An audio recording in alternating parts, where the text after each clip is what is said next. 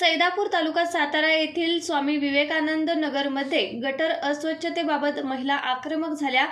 संतापलेल्या महिलांनी गटारातील घाण पाणी ग्रामपंचायतीच्या कार्यालयात नेऊन ओतले। यावेळी उपस्थित कर्मचाऱ्यांना अस्वच्छतेबाबत जाब विचारल्याने वादही निर्माण झाला।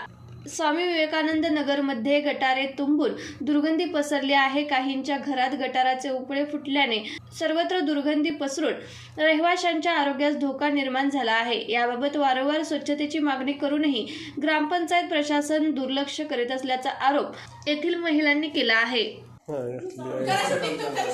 मॅडम ऐका, आम्ही येतोय म्हणलो ना, तिकडे वर येतोय आम्ही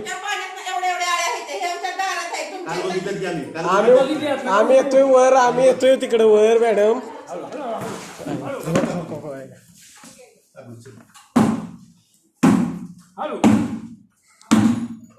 ते मालक सगळे दखल घेतात।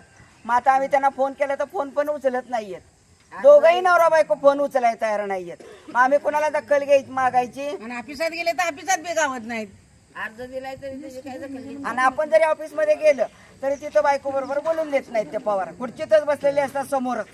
त्यामुळे कसं होतंय, आम्हाला काही बोलता येत नाही। हो थांबावं करतात नुसते। याला काय करायचं? ऑफिस मधून आम्ही समस्या घेऊन 3-4 वेळा आलोय। 17-18 बायका गेलो होतो, पण एकानेही दखल घेतली नाही या गोष्टीची। हे गटराचं पाणी आहे ना, हे आहे कोंडवे सैदापूर हद्द आणि हे आहे कोंडवे हद्द। मग आता सैदापूर हद्दीचं पाणी कोंडवे हद्दीत जात आहे। गटार फुटलंय, सगळं त्यांच्या घरातनी पाणी शिरलंय। मग आता ह्याला दखल कोण घेणार आहे? इथून पुढे निम्मे ह्याच्या 60,000 खर्च करून पायपा टाकल्या, बंदिस्त केलं। मी तिथं आत्मदहनाचा इशारा दिला की इथून पायपा टाका, नाहीतर मी इथं आत्मदहन करा। हॉकेलचा कॅन घेऊन तिथं गेले होते मी। ग्रामसेवक परत हे आले होते, सरपंच सगळीजण इथं आली। मला म्हणले तसं काही करू नका। मग त्यांनी समजूत घातली, तरी कुणी हालचाल केलेली नाही। मग आता हे गटराचं पाणी ह्या लोकांना घरात मच्छर बसून देणार, त्यांच्या घरातली पाणी शिरलं, ह्याला जबाबदार कोण? हे वरपर्यंत पायपा टाकल्या पाहिजेत, तेव्हा ही घाणीचं पाणी बंदिस्त होईल।